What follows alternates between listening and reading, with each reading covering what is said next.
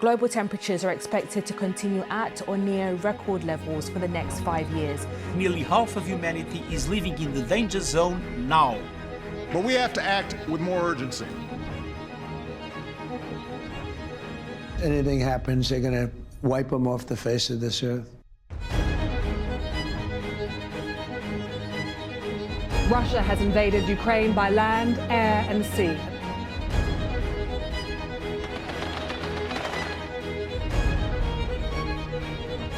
China has identified the cause of a mysterious new virus. Coronavirus. There are fears a rapidly spreading virus has reached Australia. Britain should have been better prepared for such an outbreak.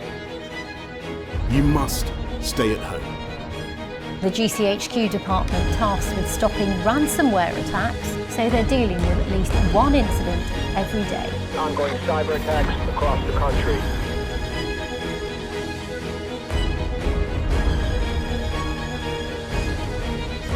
The Doomsday Clock is a tool for communicating how close we are to destroying the world with technologies of our own making.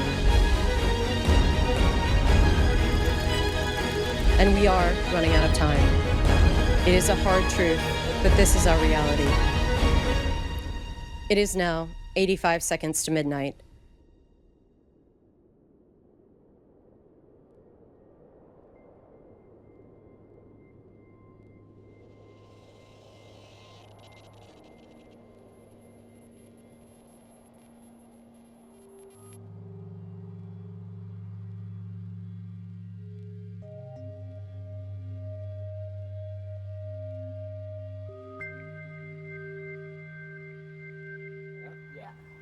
Sound.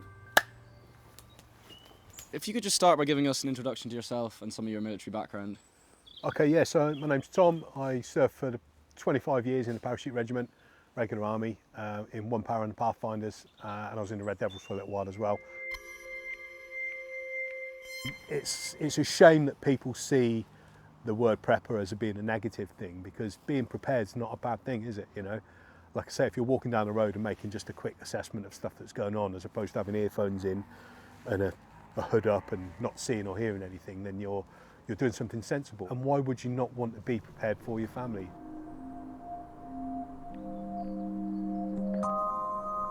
I think a lot of people in the UK live in a bit of a bubble where they're kind of just used to take for granted everything that you get. Yeah.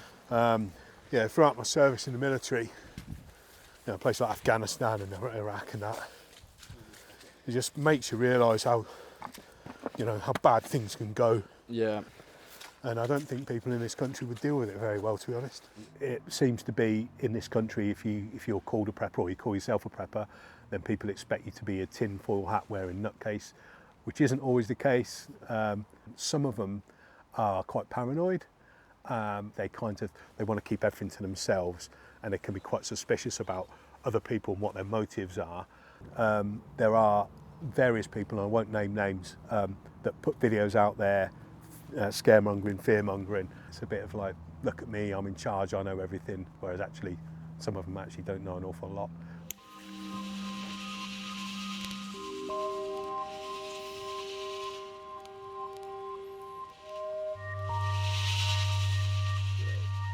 Kit prep is something that a lot of preppers concentrate solely on, and that's because it's easy to spend money if you've got money at least, and people take comfort from having a load of stuff and, you know, hoarding things. It's not the most important thing, but yes, it's probably a good idea that you have a few things that are going to help you in a bad scenario. Yeah, and in your personal opinion, what might be some of those scenarios in the current climate? So in the current climate, a nuclear bomb dropping on this country, because the Russians threaten us with that relatively often nowadays. And I'm not saying that is something that's going to happen, but it's not out of the realms of the unexpected anymore.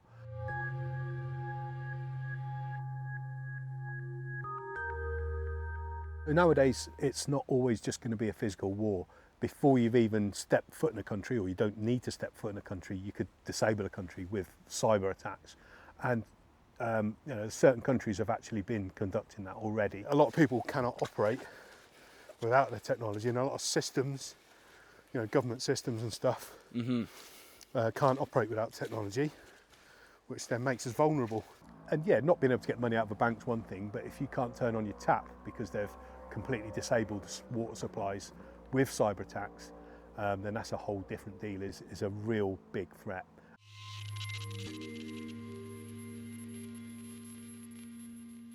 And so what do you think could be done? What could the government do better? Lots. I think the government could do lots better.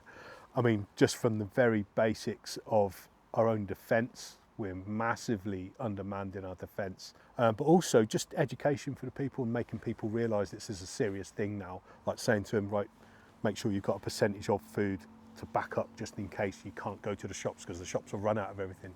I mean, like when the toilet rolls ran out a couple of years ago in COVID, everyone was fighting over those. Imagine if that was food. I was reading somewhere where your dad used to not let you wear a hood or earphones. No. Yeah. We weren't allowed to put our hands in our pockets. You weren't allowed to put your hands, really? When we was walking down the road, we had to have our hands out of our pockets. Wow. So in case we fell over. So you reckon a lot of that is instilled from him? Yeah. Yeah. In case we fell over, or if someone went to attack you, you had your hands to fight. He used to actually get us practicing how to get out the house if there was a fire. Oh, really? And we weren't allowed to put any lights on. In the middle of the night, we had to feel a way out of the house and stuff. And then he used to have a rope. He used to tie off and he used to make us climb out the window. And we were only like, 7 or 8 years old. For fuck's sake, Dad, I just want to go to bed. Yeah. Yeah, I'm trying to watch Tisney.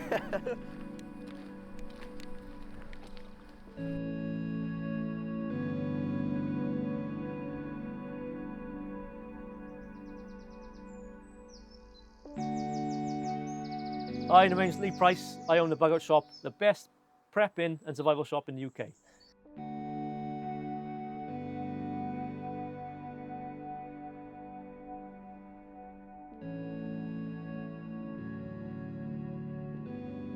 This was my joinery shop before, right, the workshop. And during COVID, with the government restrictions, we were forced to close down for 3 months. Yeah. So I thought, right, while we're closed down, I'm going to start something which I could do even if this carried on. Plus, if I wanted my own equipment and supplies, I'd want to pay retail costs. Of course, yeah. I'll open up my own shop and get it all wholesale, innit? Yeah, instead.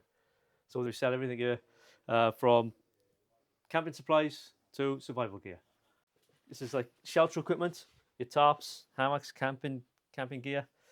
You got navigation. This is freeze-dried food, right? So realistically, it'll never go off. First aid equipment as well, very important when you come to survival, prepping, anything like that, going out in the outdoors, or even if you're stuck at home. Respirators. Wow. Right. Oh, this is old. This is when I wouldn't sell that. Yeah. I do sell respirators, but I always say to people, look, if you ever need a respirator, gas mask, we're in dire straits. We're in deep trouble. Storage. And have you seen an increase in the community? Oh yeah. And especially since COVID in 2020, there's a lot more people that get into it now. I mean, I can see a need for this sort of thing. When Russia invaded Ukraine, it went nuts, went mental. Really, for months. Is it a predominantly male practice, or do you come across a lot of women within the community? Yeah, no, there's a huge amount of women in the UK prepping scene, and they're not, they're not into the bushcraft side of it and survival as much, but more like the home prepping. Yeah, and I'm in the shop all the time. So what would you say is the biggest sort of misconception or assumption about preppers in the UK that you hear all the time? Well, again, they think we're doomsday preppers waiting for the end of the world to happen, but it's not. It's just run-of-the-mill folk from every walk of life, just putting things in place that will aid them if something happens to their way of life. One thing we're interested in is the difference between the American version of prepping and the UK version. There's some similarities, obviously, but they've got the whole element of gung-ho rifles and ammunition in it. Don't get me wrong, there's a lot of people in Britain who like that sort of thing as well. But in Britain, we're not digging ourselves bunkers underground and waiting for the end of the world. Yeah. Perfect. That's bang on. Thank you very much, Lee. Thank you very much, Tom. That was really